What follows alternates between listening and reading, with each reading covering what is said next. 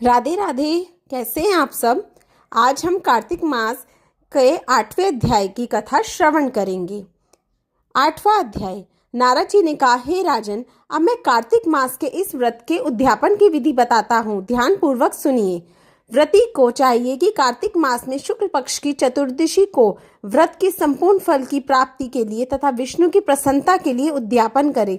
तुलसी के ऊपर चंदोवा बनावे, बंधनवार व फूलों से सुसज्जित करे, चौवर से सुशोभित मंडल बनावे, चारों दरवाजों पर मिट्टी के बने हुए पुण्यशील, सुशील, जय और विजय 4 द्वारपालों को अलग अलग बिठावे।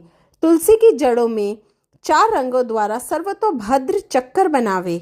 उसके ऊपर पंचरत्न नारियल रखे और शुद्ध वस्त्र से कलश को ढके। फिर भगवान विष्णु का पूजन करे।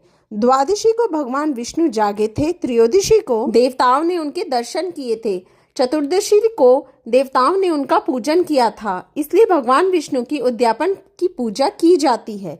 उस दिन संयम और शांत चित्त से व्रत करना चाहिए। अपने गुरु की मूर्ति बनाकर षोडशोपचार तथा विविध नैवेद्य आदि से भगवान का पूजन करें। विधि प्रकार के वाद्यों के साथ कीर्तन करता हुआ उस रात्रि में जागरण करें। जो प्राणी श्रद्धा पूर्वक भगवान का कीर्तन करते हैं उन लोगों के 100 जन्मों के पाप धुल जाते हैं। जो व्यक्ति भगवान के नियमित जागरण करके रात्रि भर भगवान का कीर्तन करते हैं उनको असंख्य गोदान का फल मिलता है।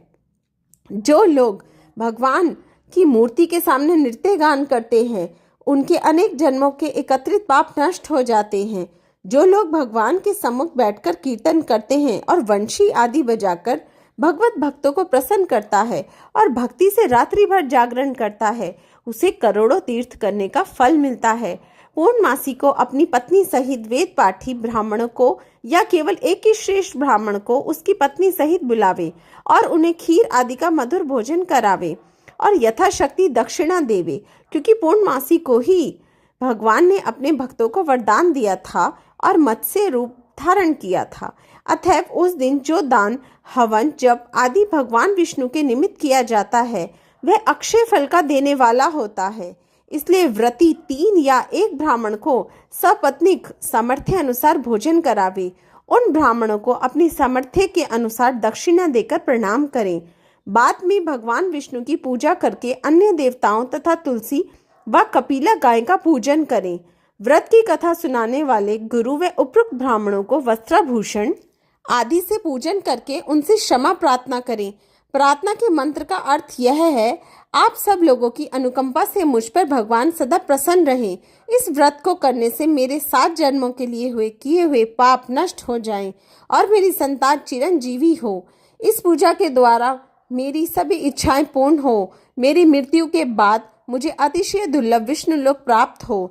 व्रत करने वाला इस प्रकार ब्राह्मणों से क्षमा की प्रार्थना करे और उनको प्रसन्न करके विदा करे। पूजा की सारी वस्तुओं के साथ गायें भी गुरु को दान में दे।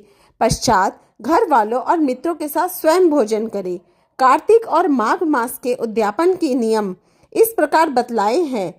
इस तरीके से जो प्राणी कार्तिक मास का व्रत और उद्यापन करता है वह पाप रहित होकर मन वांछित कामनाओं को प्राप्त करता है। कार्तिक मास के अध्याय 8 की कथा समाप्त हुई। राधे राधे।